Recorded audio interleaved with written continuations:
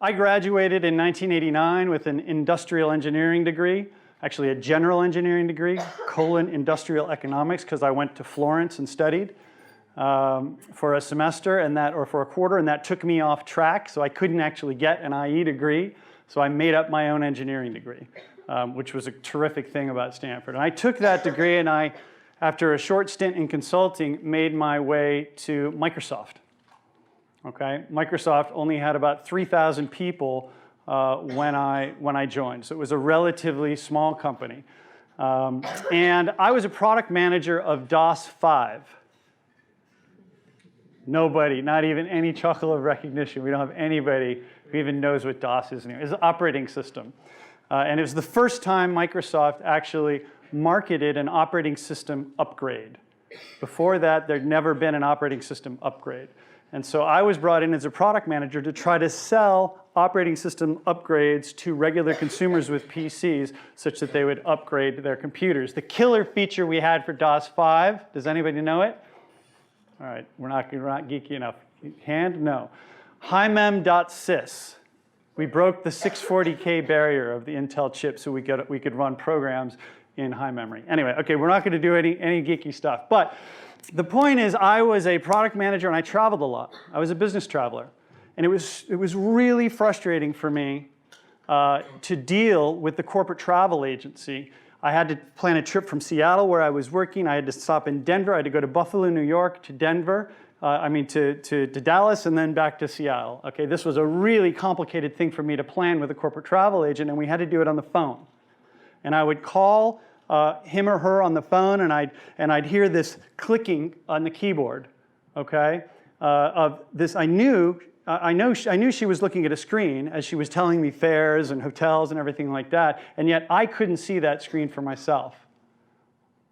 I kind of wanted to jump through the phone, turn the screen my way, and do it myself. Okay, this is putting barriers between people and information is unsustainable in the world of technology.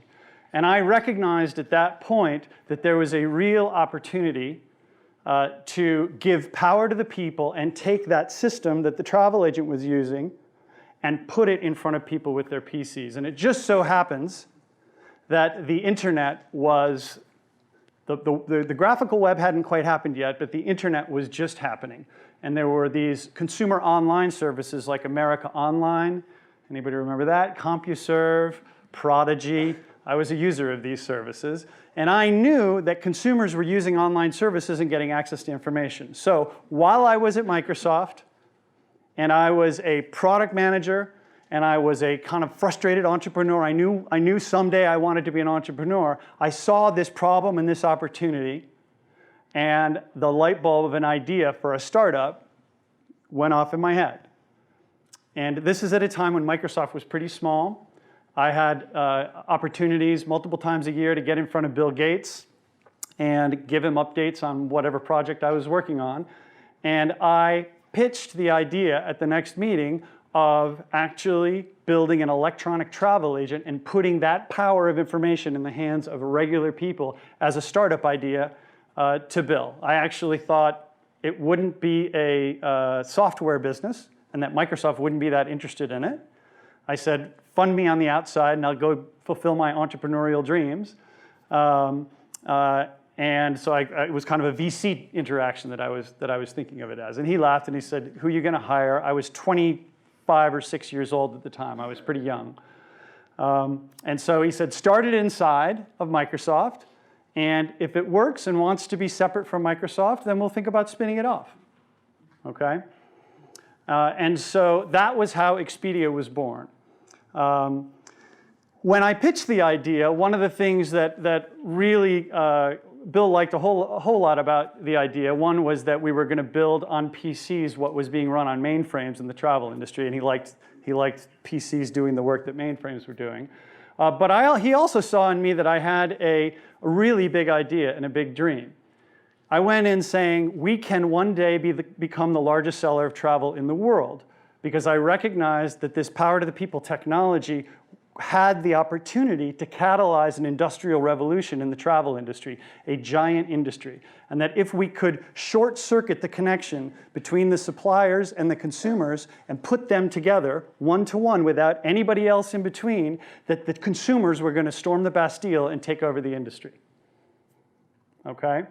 And so I had this BHAG, this big, hairy, audacious goal that was become the largest seller of travel in the world someday, by helping everyone everywhere make and take better trips. That was my big dream. And so in this first Power to the People story that I'm telling of this first startup, this was a startup inside the belly of the beast of Microsoft, my takeaway lesson here is the first lesson, and this is the Pygmalion myth lesson. This is have great expectations. Great expectations beget great results. And the sociologists here at Stanford have a human behavior name for this, and they call it the Pygmalion effect. The story of Pygmalion is the story of it's a Greek myth, and it's the story of a sculptor who sculpted a statue of a woman. And she was so beautiful, and he loved her so much that she actually came to life. And they were together. Very sweet. There have been lots of movies, My Fair Lady. One of the great all-time 80s geek flicks is the same story. Can anybody name it? It's a kind of a geeky one. Weird Science. These two kids use what looks like a CAD program to build a virtual woman, and she actually comes to life. Okay, anyway, this is a repeatable myth that shows up over and over again, but the effect is that, the sociological effect is that great expectations beget great results, all right? There is a book called Good to Great that's kind of a business school book by a guy, Jim Collins. Thank you, Tina. Jim Collins, Good to Great. And it is basically the same idea. Aim high. And when you aim high and have big, hairy, audacious goals, more often than not, they are somewhat self-fulfilling. Because once you free yourself to dream big and think big, you end up attracting people around you and joining teams of like-mindedness, and human ingenuity is such that you figure out how to actually make it so. All right, so that's my little lesson number one detour, the Pygmalion effect, and that feeds back into the story of Expedia. And I'll conclude quickly with that story, this first Power to the People story, by saying that Expedia is now the largest seller of travel in the world, sells over $70 billion a year in travel. Bill Gates and Steve Ballmer, who was my last boss at Microsoft, did honor their pledge to consider spinning off Expedia from Microsoft when I went and asked them for $100 million to spend on television advertising. And they said no. And I said, well, the public markets, this was 1999. 1999 was the first internet bubble. Pets.com went public in 1999. Okay? Anybody could go public in 1999, including Expedia, anybody. And I knew we could raise a bunch of money from the public markets and to spend on television advertising, with which we could use to help turbocharge our ride to becoming the largest seller of travel in the world. And that worked. So when we do Q&A, we can talk about the IPO process and going public. If you're interested, it's something I've taken more than one company public and been part of many others as they go public, including Netflix. I was on that board when it was private. So for over 15 years. So that's a topic we could talk about. But at that point, Expedia spun off. I was a 32-year-old CEO of a public company. My management team was quite young, all around my age or younger. We were thrown right into the fire, and it was a wild time. Expedia turned out to be a fantastic business, so when the bubble burst and everything went down and crashed, Expedia crashed with it, but we had a real business, we were profitable, and we grew right through it. That story will conclude. It was a public company for a few years on its own. It was immensely successful, but it was public, and a buyer came along, a guy named Barry Diller, who was a media mogul who was getting out of the media industry and into the internet. And he came along and made a gigantic offer to buy the company. And we didn't have much, it was such a good offer, we didn't have much of a choice other than to sell the company for this big offer. This was in around 2003. And at that point, we sold the company, and at that point, I left and started doing other things. All right, so let me push pause for a sec and relocate ourselves on the kind of map of the non-Q&A portion of the chat. All right, so my story of startups, there's a common thread through all of them, and that is power to the people, okay? And this is this kind of fundamental ring zero acknowledgement that freedom is primal, that we want control, we want all of the information we can, we want to make decisions for ourselves, especially ones that are entertaining and ones that are financially important. We want to make these decisions ourselves. Okay, there is no industry where we, the people, we consumers, don't want to have more information in our fingertips so that we can be better informed, okay? And so Expedia is an instance of a startup that kind of typifies this transparency of information idea. And it ended up catalyzing a new industrial, kind of a technology-driven industrial revolution in the travel industry, and the travel industry has never been the same since. Okay, so that's module one. All right, let me get a little sip of water. All right, so story two is that I went, after we sold Expedia and I left, I had 3 very little kids and a wife, and we had been working really hard for a long time. She's a doctor. And we decided to take a little break, which is a sub-lesson. I didn't highlight this one, but we moved to Italy for a year. And we lived in Florence with our 3 little kids. And you can close your eyes. Maybe you've been to Florence or been to Italy, been to Tuscany. Imagine the rolling hills, the vines, the glass of wine in your hands, the bowl of pasta right in front of you. Okay, as you build your careers and you guys do things, this right here this picture I'm painting that you're seeing and smelling and tasting is a really important part of life and success in your careers. You really, really do need to take a breather and give yourself a little space and time to think and relax and focus on other things. I actually find that for me, my very best ideas happen for me when I am on a surfboard or a snowboard or in the middle of the desert at Burning Man, where I've been with Amy in the front row here. Excuse me? I'm sorry, maybe I shouldn't do that. It's on video. Nobody knows your last name. So giving yourself think space and time, sheltered from this incessant barrage of feeds, digital feeds that you all have, that we all now have in our lives, giving yourself a little shelter from that in space and time to focus wholly on something else, I actually find that is when I actually do my best thinking about everything. So make sure you make time for that. So anyway, I did that. I tried to find my inner Michelangelo. I took a life drawing class, which was pretty cool. If you haven't taken a life drawing class, do it. It's interesting. You'll find out a lot about yourself. I did that. I tried writing. I wanted to find my inner artist and do something else and pivot my whole life. I was only, I don't know how old I was, 35 or 36 at the time. Turns out I couldn't stop the business-oriented and startup-oriented ideas coming at me, and I had a lot of inbound interest to get involved in things, and I was involved in some other things, and I really couldn't get out. They kind of sucked me back in. And so I moved back from Italy and immediately started thinking about new things, all right? One of the things I was thinking about was actually becoming a venture capitalist. Many people I know and love are venture capitalists. I came pretty close to moving back down here from Seattle and working as a venture capitalist at Benchmark Capital. And at the last minute, I decided not to, but I decided to start up a new company with a friend of mine who I had met at Stanford, a guy named Lloyd. He was a year ahead of me at Stanford. He was maybe 88, from Seattle. We had met at Stanford. He had gone to work he went to the same high school, Lakeside, that Bill Gates and Paul Allen, the founders of Microsoft, went to, although they are 8 or 9 years apart in age.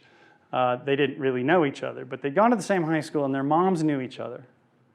And Lloyd's mom knew Bill's mom, and Lloyd's mom said to Bill's mom, my son likes computers.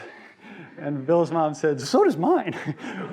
We should get them together. And so Lloyd, at age 13, got together with Bill Gates. Microsoft was about 25 people at the time. And Lloyd went to work part-time for Microsoft when he was 14 years old, actually.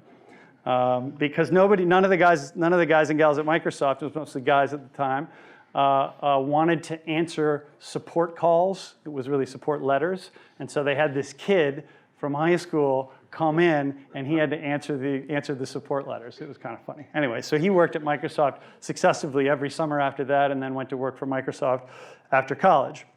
And he was a key part of the team that built Expedia inside of Microsoft. And when I came back from Italy, we were sharing an office. He had left Expedia too. We were sharing an office just brainstorming ideas. And it just so happened that, like when I was a product manager and planning my trips, we were sharing an office and shopping for homes, because he was in family expansion mode and we needed to find a new home. And this is in 2004, something like that, 2005. And it's 2005, the web has been around for a long time now. And it was unbelievable to us how little access, how little information on what's for sale and about homes that we could access to make an informed decision. We're like, this is the most important financial decision of our lives. You know, homes are the biggest asset that most people have if you're lucky enough to have one. And yet we can't get basic information to determine what a house is actually worth. What's the square footage? You know, or can I see pictures of the inside of it? What are the tax records for this house? A house is for sale. We would go on the web and look at for sale listings on the web, and they didn't even have addresses listed. Okay, so you couldn't even go by and take a look at the house in the physical world. And this is all because the people that ran the industry at the time wanted to hold that information and keep it to themselves behind big walls, to keep it from people so that they could be the arbiters of the information, and they could be the distributors of the information, and they could share the information only that they wanted to share. And so we looked at that and we said, well, how lucky are we? There is another opportunity to do a Power to the People startup. We can actually tear down those walls. Maybe we can tear down those walls and connect ourselves, our sisters, our mothers, all the people we know, connect them with all this information that we know they want so that they can make much better decisions about this most important financially and most dear emotionally decision that they make. Now, most of you probably haven't bought a house yet.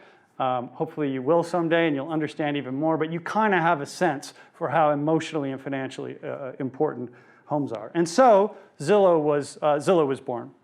So this is the second kind of Power to the People startup, and this is in 2005. And our mission there was very similar to what our Pygmalion mission, our BHAG there was very similar to what it had been in travel.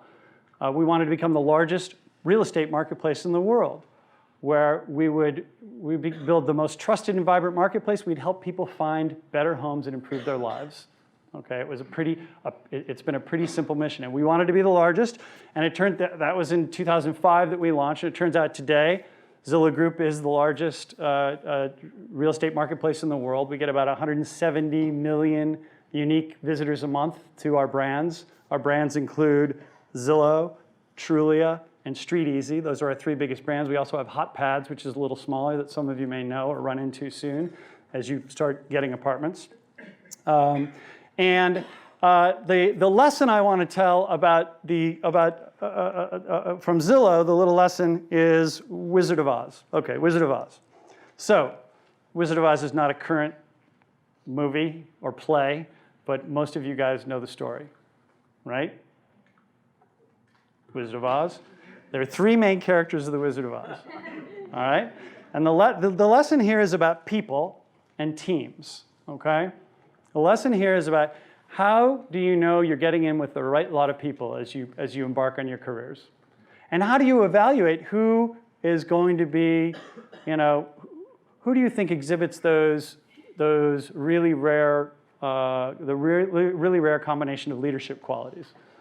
And I use this Wizard of Oz shorthands. The three main characters of the Wizard of Oz were the Scarecrow, the Cowardly Lion, and the Tin Man. All right, and each one was seeking something that they were missing. Right, this was their quest in the Wizard of Oz. They were going to the Emerald City to visit the man behind the curtain, the all great and powerful mighty wizard who was going to grant them each a wish. And the wish for the Scarecrow was that he had brains. All right, thank you. Good, getting some participation. Brains, okay?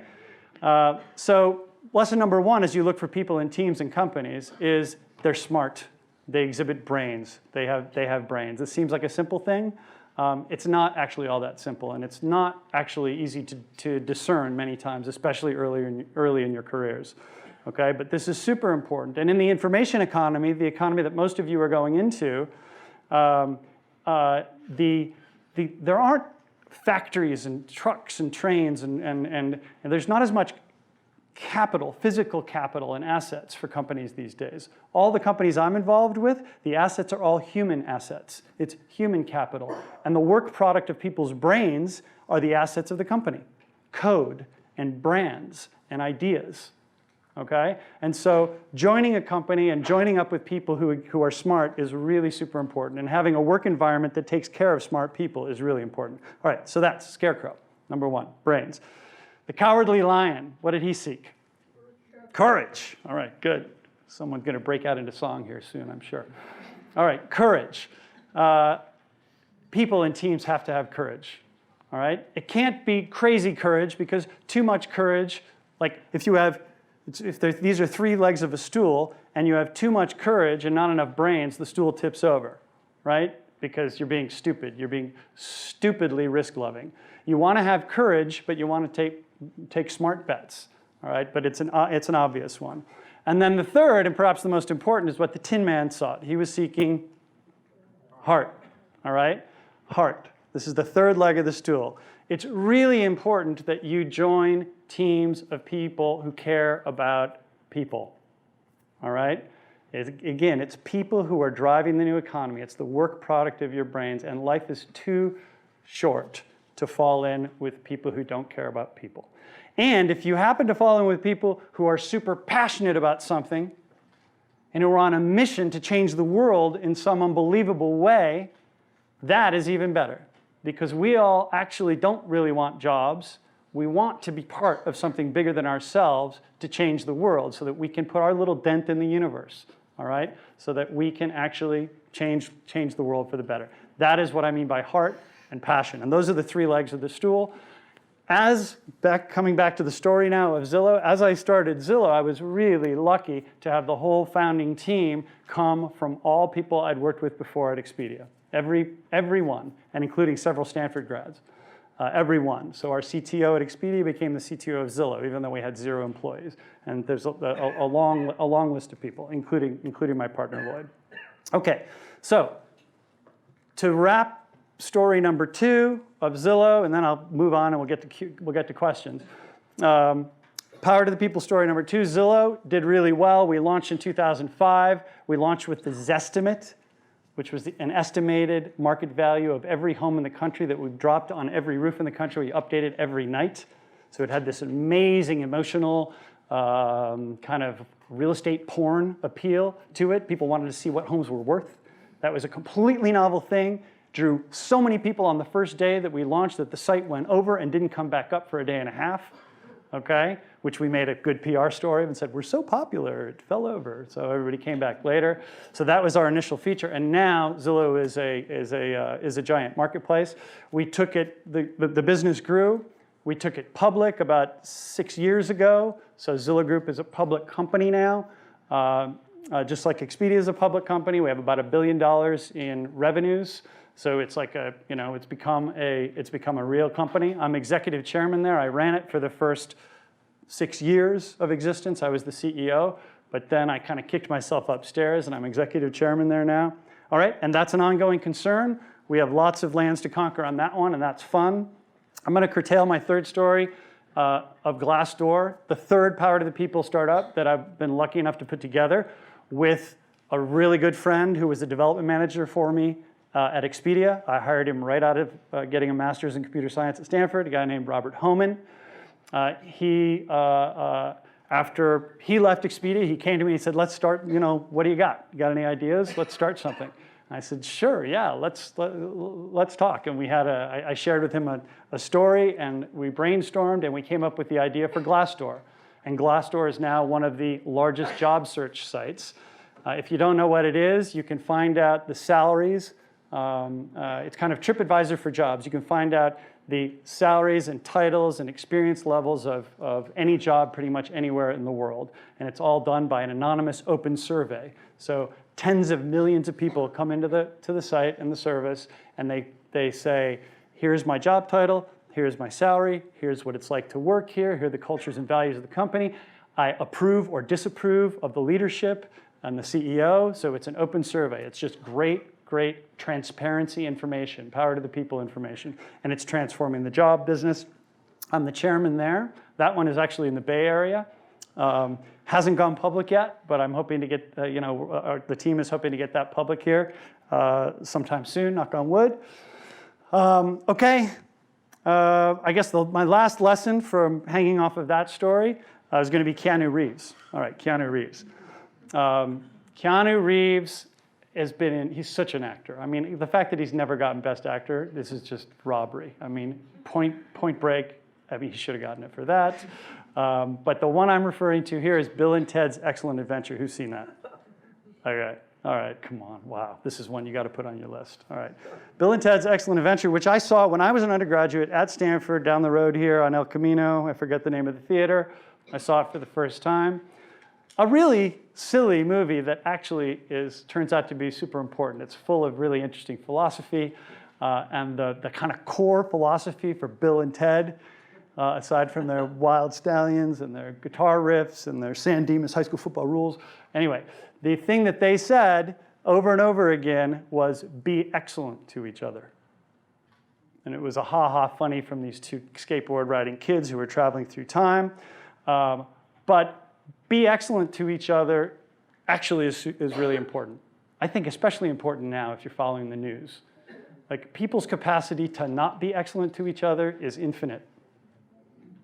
Okay? It's infinite. I never put it this way. I've never put it this way before, this be excellent to each other. I always used to say no assholes. I have a no assholes policy. I don't care how smart you are. I don't care how talented you are. I don't care how much drive you have. If you're an asshole, you're not on my team, okay? We respect each other. We are excellent to each other. And I'm saying no assholes, and now I'm appending no scumbags, because it turns out there are a lot more scumbags than I had anticipated before. So no assholes, no scumbags, be excellent to each other. And when you're excellent to each other, it pays huge dividends, because people that you're going to school with right now and that you work with earlier in your careers, they come back. They come back around. And each of my stories, but Glassdoor as well, is a story of people that I worked with and I was excellent to and who were excellent to me, coming back around and doing new cool things together. All right? So, I never really put this together, but I owe so much to Stanford, because so much of the foundation of my network actually was hatched right here. And I guess that's a lesson too. Be excellent to the people right here, because a lot of the people you're going to school with and working on projects with, or playing ultimate frisbee with, or whatever it is, these are the people that you're going to be working. You may be working with them throughout your career. And there's some really talented people here. There are some assholes and scumbags too, but there's some really talented people here. And so be excellent to each other, and it will pay dividends. All right. So, power to the people, Pygmalion. The lesson of Pygmalion is great expectations beget great results. Okay? Wizard of Oz, which is brains, courage, and heart. And Bill and Ted, Keanu Reeves, be excellent to each other. All right. Questions? We can talk about, I didn't talk anything about Netflix. We can talk about that. I know it's really topical. I'm just a board director there, so it's not a company I started. Shoot. But it's one I'm lucky enough to have been involved with for a long time. I'll kick it off. Yes. While everyone else is thinking of their burning questions. Yes. So I'm really passionate about what leaders do to build cultures. I mean, you talk about the importance of a culture. What are the levers you have at your disposal for building a culture of innovation and trust that you use? Okay, so what are the levers I have as a leader at my disposal to build a culture of innovation and trust and respect and success? I'll append to that. The first one is the people point. Okay, you gotta get in with the right people. Okay, and so when you're small, the people point never goes away. It's really important. But when you're small, you know everybody, and so a lot of the more Dilberty processes, kind of big company processes, they don't come into play necessarily when you have a small team of people. Okay, it's when you pass the Dunbar unit of 150 people or thereabouts, when you as the CEO, you as the engineer, you as the HR person can't possibly know everybody and know everything that's going on. And now you need to put in place a lot of these, what younger people might view as bureaucratic or Dilberty. You guys know what Dilbert is, right? All right, anyway, like joking at big companies, processes and infrastructure in place. And part of that is laying out a really well-defined mission, talking about values, and then actually living those values in the company and reinforcing them at every possible chance you have to communicate. And so the CEO of Zillow Group is a guy named Spencer Raskoff, who's just unbelievable. And he has his mission thing that everybody says before every meeting, and he has the 6 values of the company, stuff like move fast, think big, and those are emblazoned on the walls, and those pervade his communications. That is one technique, and if it's abided by, it works really, really well. Another one that I actually like that's kind of Dilberty as well is that everybody does this kind of fun personality test, at Zillow Group at least, and every company has some different mechanism. And the personality test ends up, it's kind of fun. Everybody likes to answer a bunch of questions about themselves and be told why they're so special and different. And it turns out that no matter what your strengths are, it's special and different and additive, which is true. It turns out a diversity of personality is really important in a corporate environment. And those things are translated into a series of colored bricks that sit on people's desks at Zillow Group. And if it's red on top, that means this person leads with red energy. They're competitive. They want to be told things quickly and then get out of my face. But then they're the people that have the green brick on top, which are they just kind of want to get along. They want everybody to get along with each other and cooperate. And it's a really interesting mechanism I found for people who are clashing with other people to look at their personality profile and say, oh yeah, okay, that person, Amy's the green on top person, so I'm going to have to actually behave a little differently. These are silly sounding, corporate-y sounding things that are really important as companies get big. Who else? Yes. In one of the classes, Tina told us that if it's not good, it's not the end. So when you had your times of frustration or maybe feeling lonely and like no one was backing you up, how did you keep going? What did you tell yourself? If it's not good, it's not the end? Yes. Okay. And then how do you keep going? Ricky Bobby, if you're not first, you're last. But I didn't say that. I must have been drunk. Guys, it's Netflix. I see too many movies. Here's my answer to that. Mount Rainier is in Seattle. Mount Rainier is a 14,500-foot volcano that looms over Seattle. If you've been there, you've seen it on the right day. You've seen it. It's really astounding the way this giant mountain looms. And a lot of people look at it and they want to climb it. We have a human urge to climb the summit and plant our flag and be on top of the mountain. And this is a metaphor I'm going to use to answer your question for the mission of your company or your project or whatever you're working on. Okay? If you have a clear mission and it's inspirational, and you maybe have a team of people or maybe it's just you're trying to get to that summit, but it's a clear mission and it's good and you understand it, then on your way there as you're hiking with your team, when it's stormy or you're trying to make a bad river crossing and you can't see the mountain and things feel lonely and bad, well, if that image of Mount Rainier, the summit of Mount Rainier, is clearly in your mind, you know where you're headed and you know what you want and you know it's good, you get through. It's when you don't know where you're going that when you run into hard times, you end up despondent and you give up. Yeah. Thank you for the talk. So my question, one thing I realized is you mentioned power to the people multiple times, and I'm like, so you mentioned that people want more information in their life, they want to make their own decisions.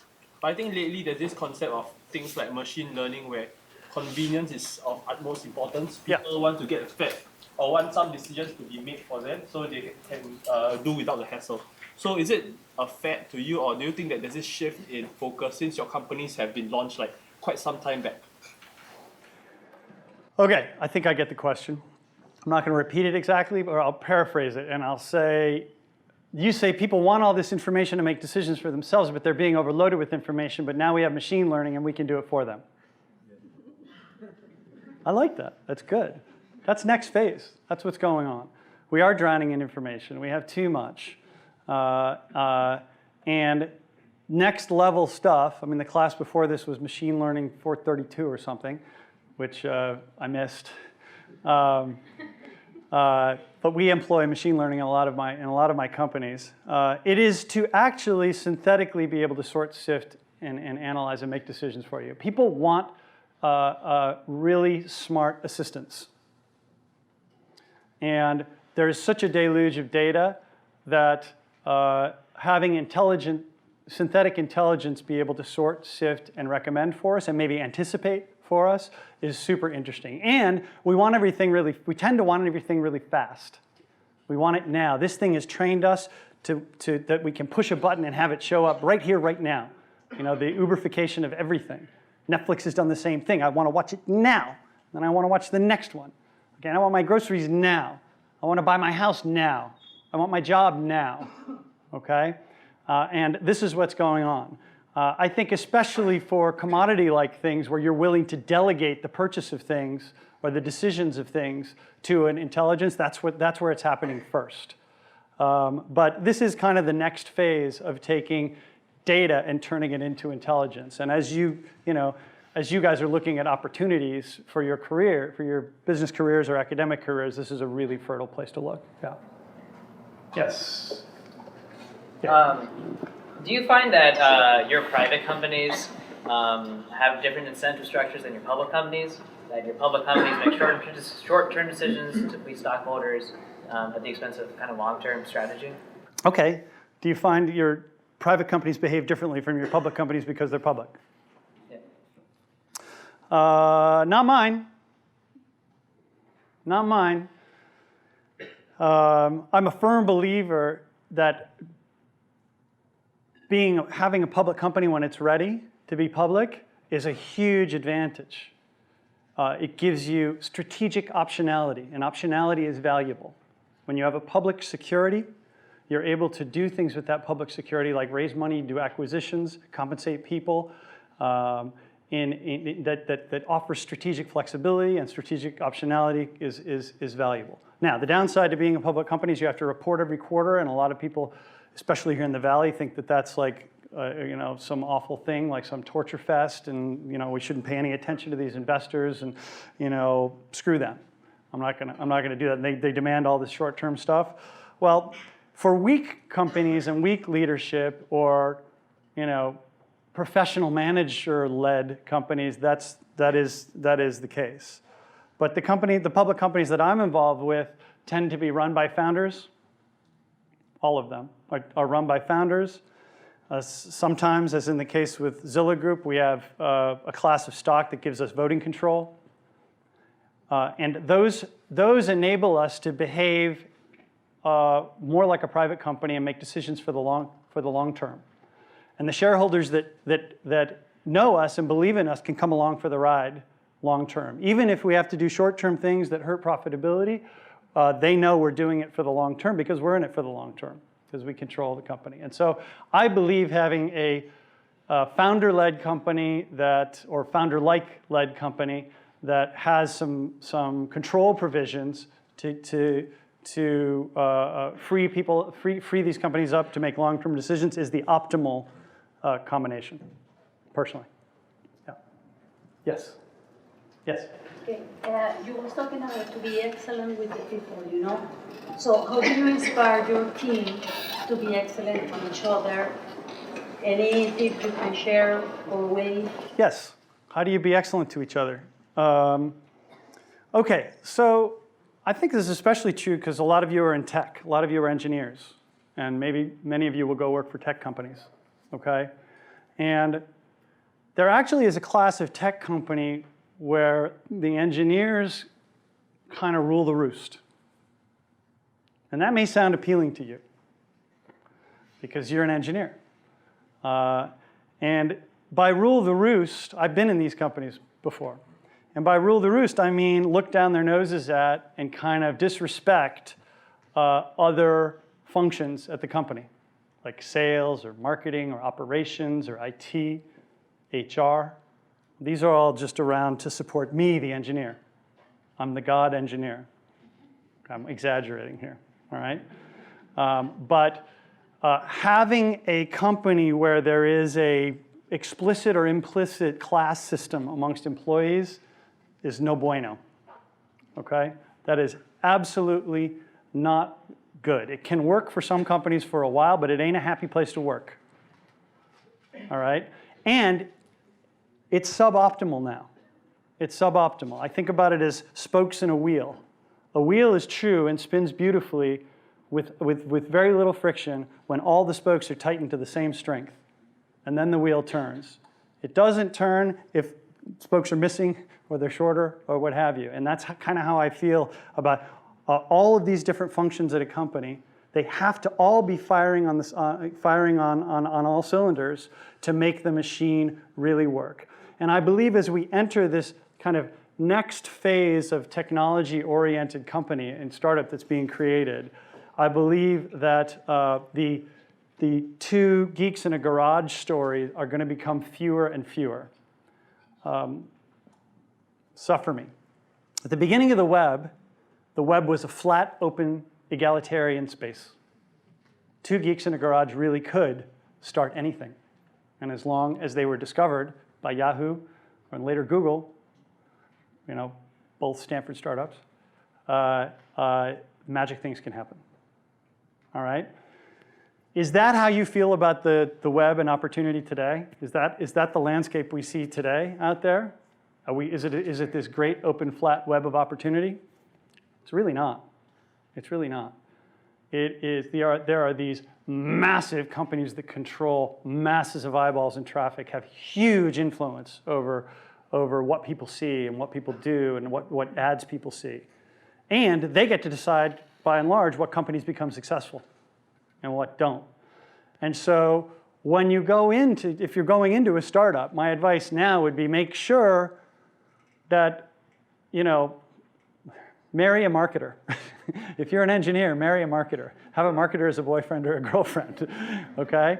Have that marketer be part of your company because you're going to need to be super clever about how to get your product in front of people.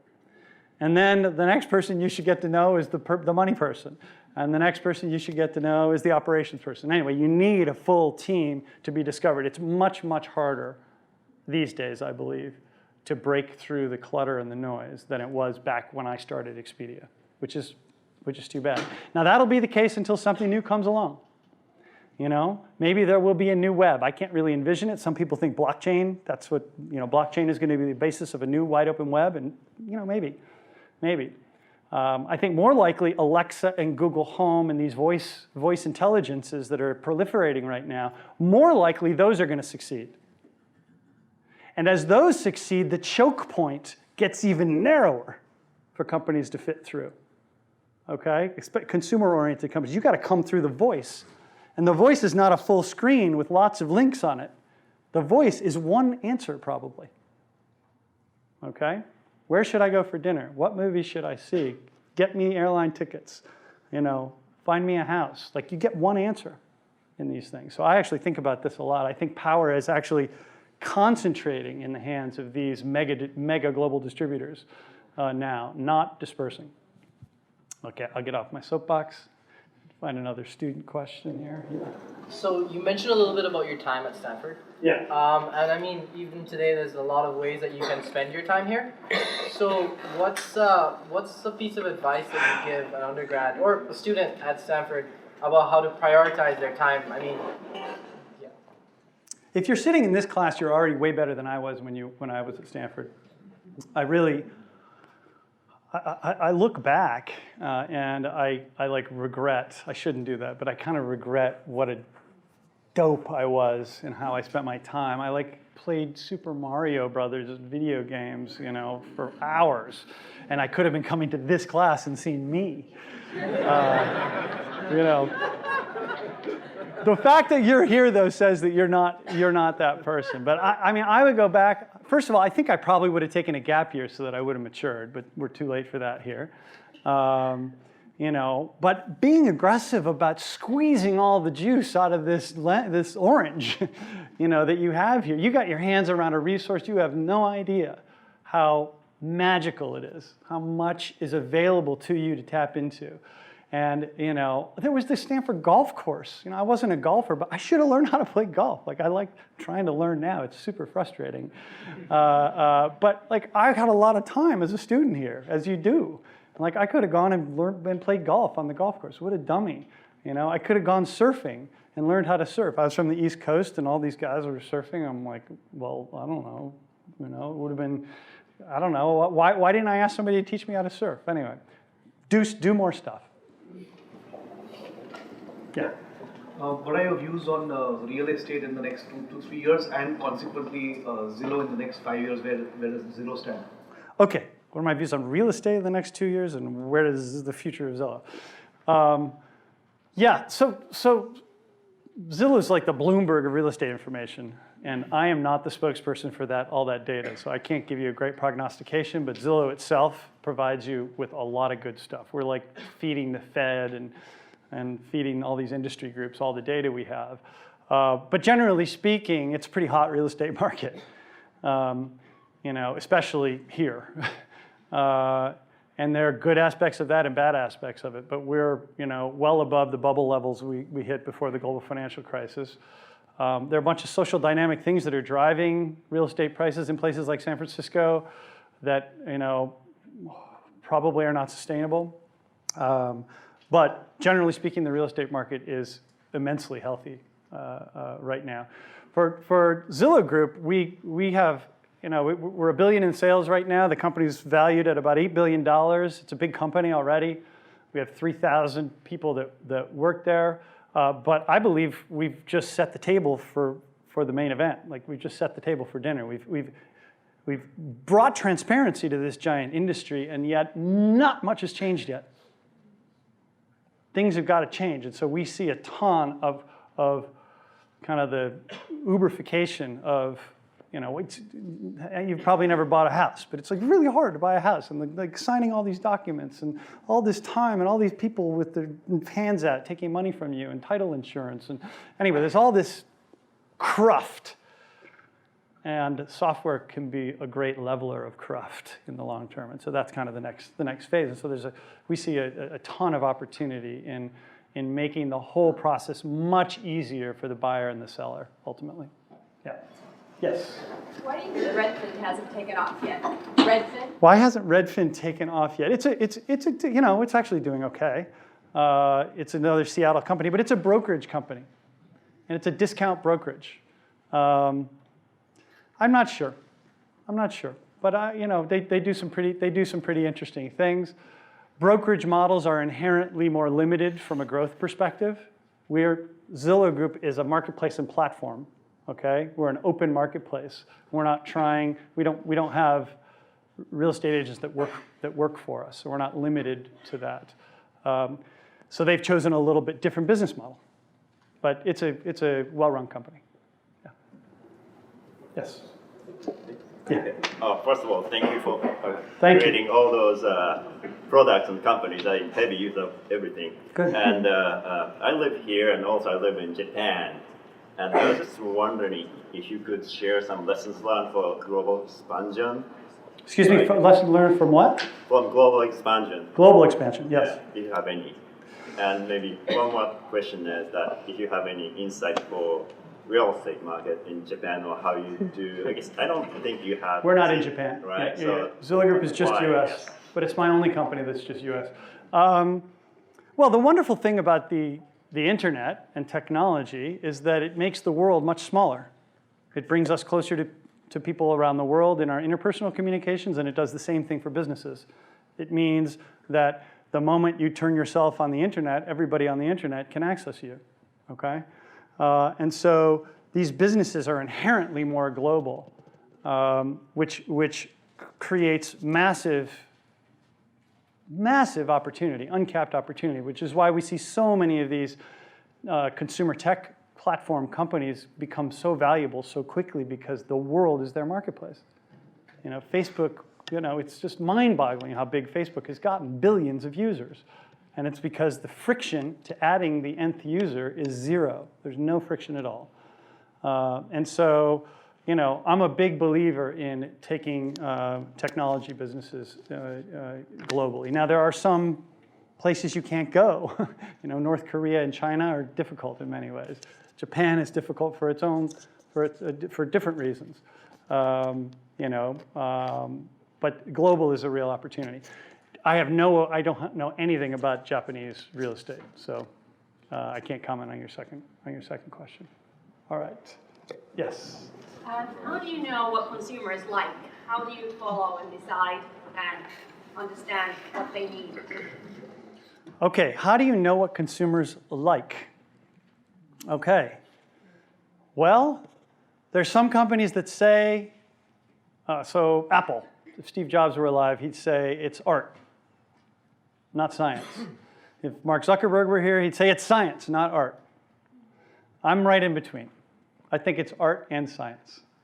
I think the art is having user empathy. I only do consumer-oriented companies, okay? This is different for B2B companies. It's not my department. But for consumer-oriented companies, you have to have people that have empathy for the user, who understand or can imagine a real understanding of the problems and opportunities and joys and fears and insecurities of users, okay, and pains. And hypothesize big ideas that will cure those pains and push those entertainment buttons and light them up. And then that hypothesis is turned into a product. And the wonderful thing about our technology products is we have tons of data for how they're used. And that's where the science comes in. We have art and science. And so you've got to have great science to be able to look at how products are being used and make, you know, micro and macro changes as quickly as possible, cycling through as quickly as possible to figure out how to optimize and how to make these things work. So it's art and science. Yeah. So when you were talking, it was clear that you were mentioning each of your companies has a component of culture, people, and technology. And as you are building your culture and trying to make sure that you don't fire the assholes or the scumbags, how do you filter that? What's your secret sauce in finding the right people for your organization so that they find the right people, subsequently you build out the right culture? I mean, so how do you find the right people to maintain these successful cultural organizations that can win? You know, a little bit of the Wizard of Oz answer I would give you, but that's not specific, I know.